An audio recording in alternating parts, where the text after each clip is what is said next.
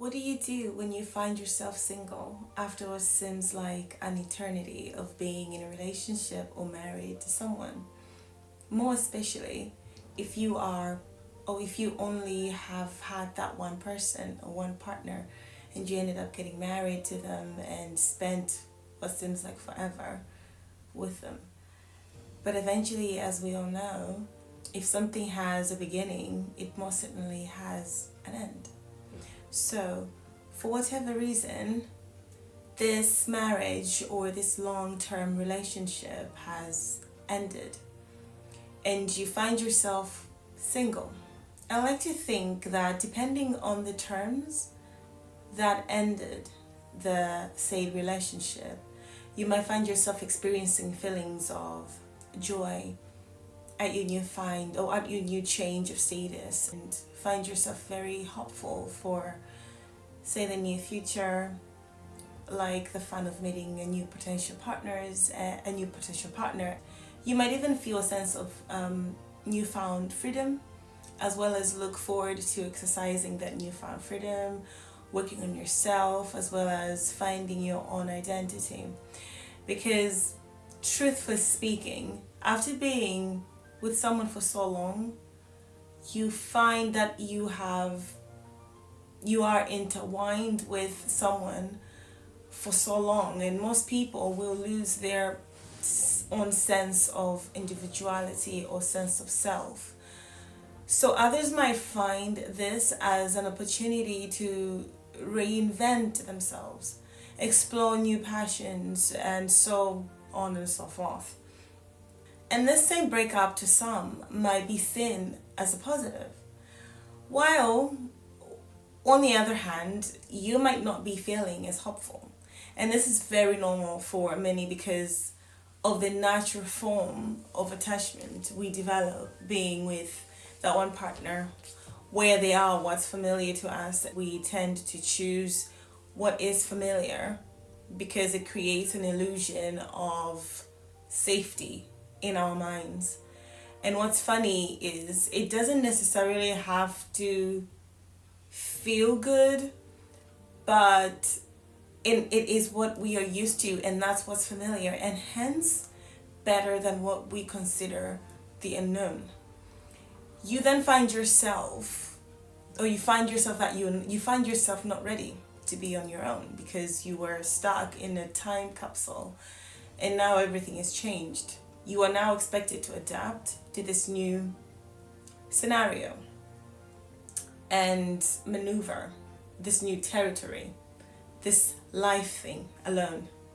And you feel hopeless for the future.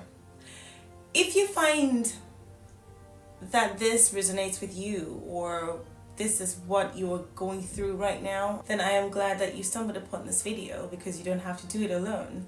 And today I will be your friend. I will talk about simple tips relating to modern dating should you find yourself single, but at the same time apprehensive to mingle. I was having a conversation with one of my clients that I have been working with for some time now. And he mentioned that he was ready and wanted to start dating again, and that he has met someone he likes. But since he has been married and has been out of the game for so long, he has no idea what the dating rules are like now. And he was asking me if I could give him a few pointers, a few tips on how to go about it. And then I realized how this could be a common problem a lot of people might be facing. Therefore, if you find yourself on the same boat or facing challenges when it comes to the dating game, then I suggest you watch this video, and maybe it might just be something you need at the moment. A lot of people get easily put off and discouraged, especially if you are of a certain age or generation and you're not used to all these modern dating tactics, and you decide to be brave, to brave the storm. You find out you want to get back in the dating game. People start telling you that you have to download this app, Say for instance, oh, download this app, it's called Snapchat or Instagram or TikTok. You have all these apps out there. They'll tell you to add people that you like, and you can get to know those people through the apps. Do you know how confusing that process is for most people? That's the reason why we have people with such good qualities out there. They are there and they're ready to date, but don't know how to put themselves out there because they're so out of touch and don't even know where to begin. But why? Because everything is so confusing. But trying to make communication easy, we have made the simple things in life so complicated for some. A lot of people feel left out at the same time. And then we later conclude that all good guys are taken or don't exist. But that's not entirely true. They do exist. They just got confused in this maze because, I mean, who wouldn't be, right? I know I was. And then this was a part where I share my advice. Should you find yourself in the similar circumstances or situation, first thing that you need to realize is, indeed, it might appear from the outside that the dating rules have changed. And it's working very well for others. And that's fine. However, the beauty of life is there are so many ways to get to one destination. So many. Infinite possibilities. As long as you get to where you're going in one piece, right? It really doesn't matter how you get there. What I mean is, and what I told my client is this: stick to what you know best. He was conflicted about how to approach a girl that he liked. He asked if he should add her on Instagram and later ask her out on a date, send her a message on Instagram or something, Facebook, I don't know. And I told him, do you talk to this girl? And then he said he does almost every day. So I was like, well, then just ask her in person. He genuinely assumed that him talking to this woman directly would be very weird. He thought that's not how people do it anymore. I mentioned to him that it doesn't matter how people do things or how people do certain things. What matters is how does he want to do those things. Because that's the only thing that matters.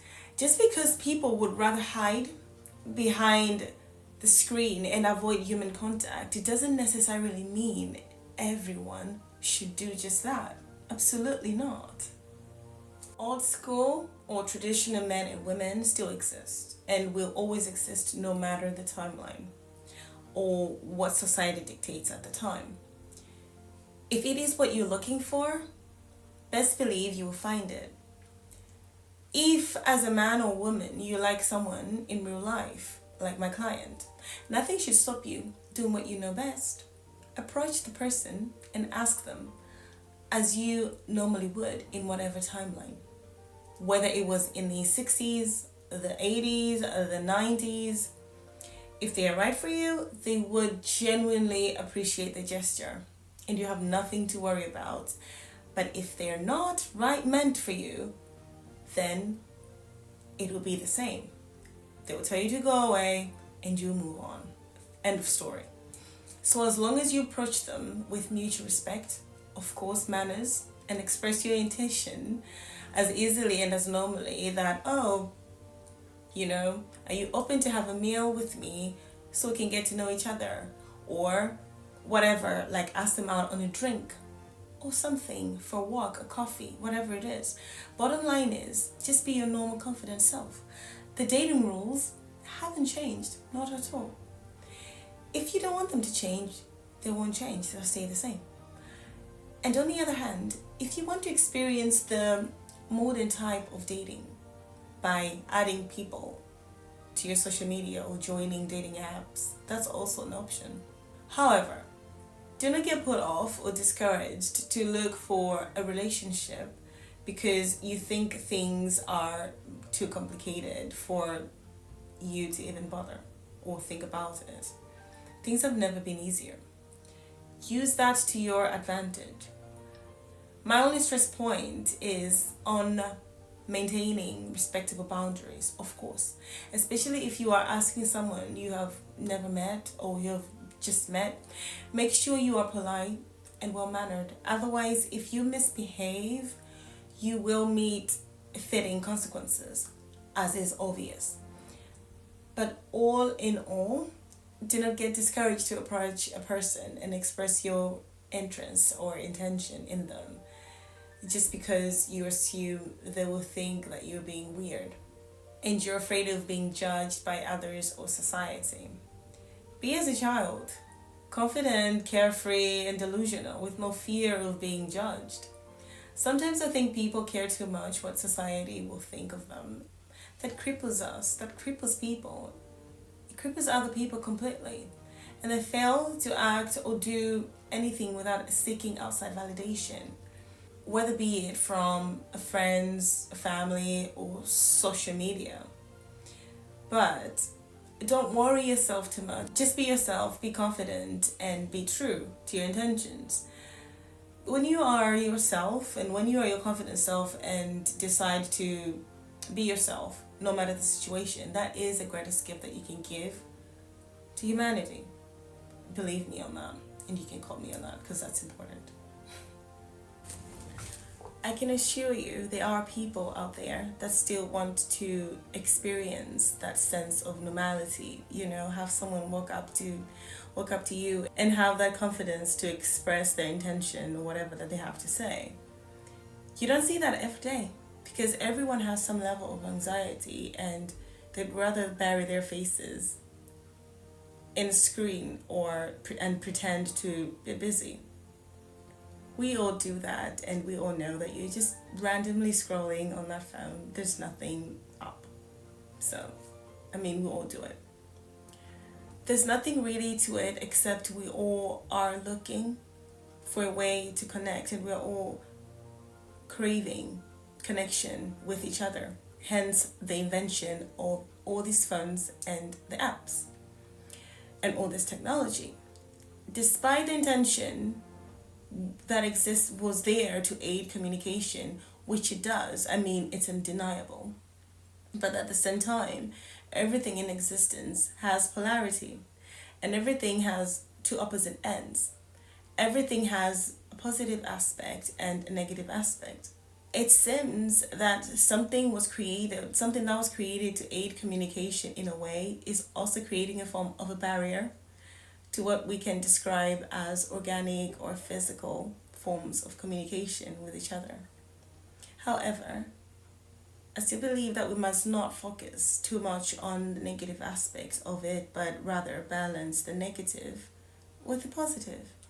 In that way, we'll be able to create a much more fulfilling life experience.